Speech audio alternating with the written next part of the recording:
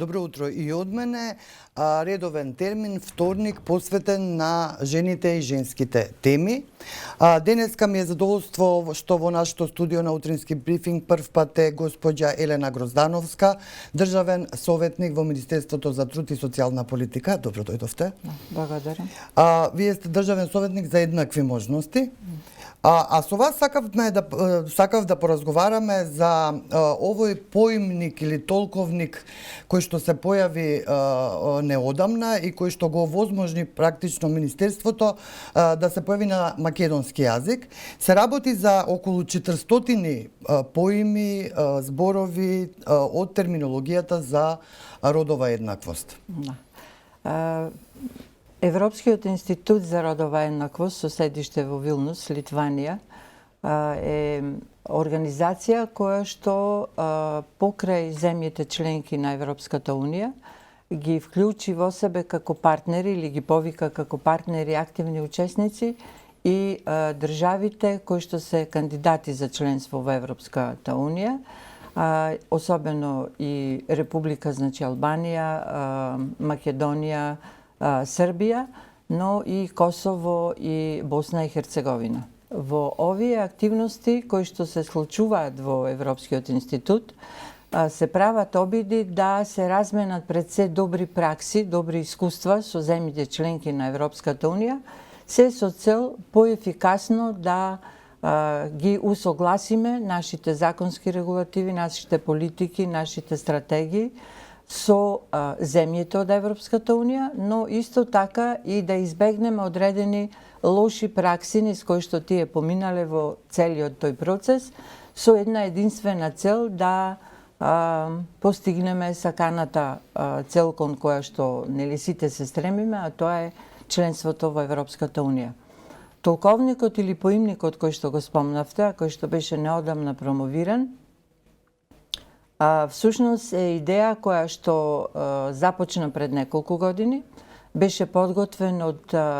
ангажирани експерти од страна на Европскиот институт, со тоа што во Република Северна Македонија го преведе исто така ангажирано стручно лице на македонски јазик, а идејата беше да терминологијата која што претходно ја споменавте, поврзана со родовата еднаквост, еднаквите можности, еднаков пристап, да биде унифицирана, да сите оние кои што работаат на ова поле, вклучително и креаторите на политиките, административните службеници на централно, но и на локално ниво, таму каде што треба, нели, да водат сметка како и кога треба да ја користат соодветната терминологија. Зошто? Заради тоа што знаете во изминатиот период, па и сега блиску, се поставува прашањето што е разликата помеѓу родот, што е родот и полот, што значи ова, што значи демнење, како што нели разговаравме пред да започне емисијата, така да сакавме да го имаме на македонски јазик и се надевам дека сите оние стручни лица кои што ќе работат на планот на креирање политики за унапредување на еднаквоста помеѓу мажите и жените, јас секогаш милувам да го користам тој термин, дека ќе го користат соодветно во она што значи стратегија секој од своја област. Значи, дали во здравство се работи, дали се работи во образование и наука и така натаму, така да ето тоа беше целта на овој поимник и или пак толковник, како сакате. Да, освен што ќе биде корисен за стручните лица, јас приметувам дека ќе биде корисен и за медиумите, и за медиумските работници, новинари, за сите кои што јавно некако говорат за овие теми, бидејќи таму се вклучени и некои нови изрази, како што рековте, и демнењето, виктимизација, и некои други. Да, секако медиумите се во секој случај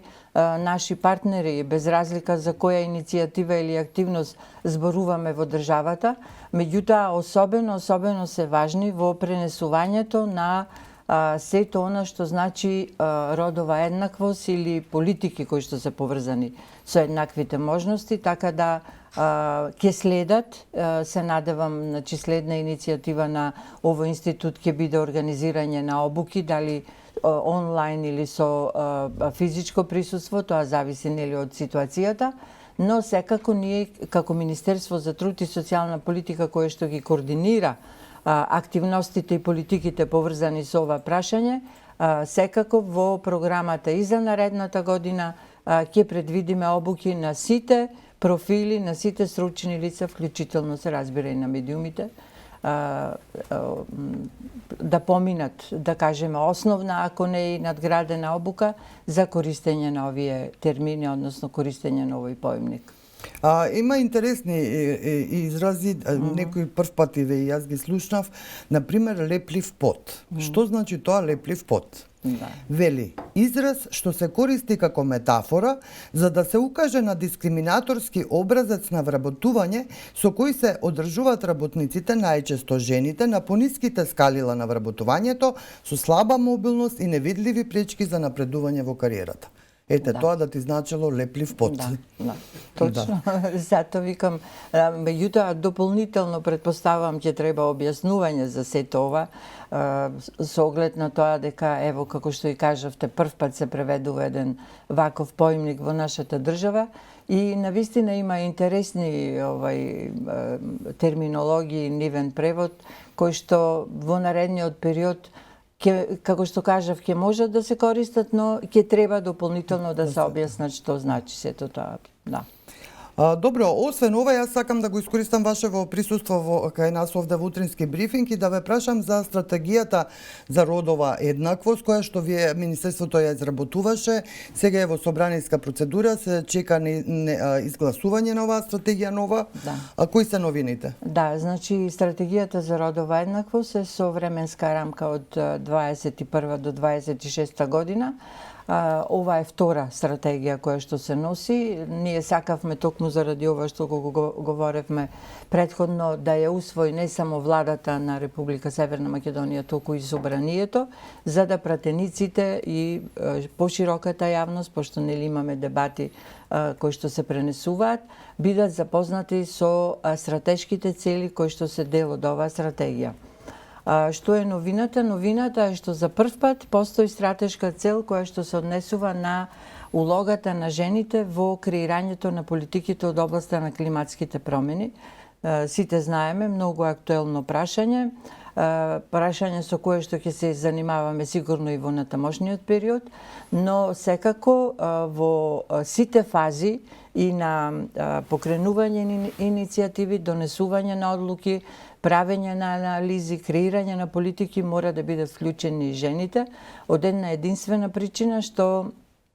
меѓународните организации, податоците покажуваат дека оние кои што ќе бидат најголемите, би рекла, жртви на овие климатски промени, било да се работи за суши, било да се работи за поплави, било да се работи за загадување, како резултат на испуштање на секакви нели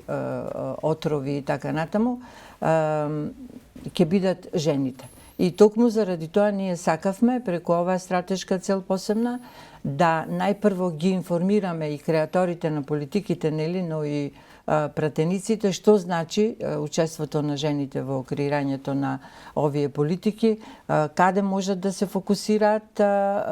активностите кои што треба да се реализираат за да се постигнат овие стратешки цели, а во меѓувреме ние како Министерство за труд и социјална политика во соработка со UNDP и со Центарот за креирање на политики веќе спроведуваме обуки кои што се однесуваат на внесувањето, така наречено, или дел и од овој поимник за кој што зборувавме, на родовата перспектива во политиките кои што се однесуваат на климатските промени, обуки наменети за, во овој случај се за локалната администрација, од областа на јавните набавки, од областа на животната средина, од областа на комуналните дејности и така натаму, каде што сакаме да ги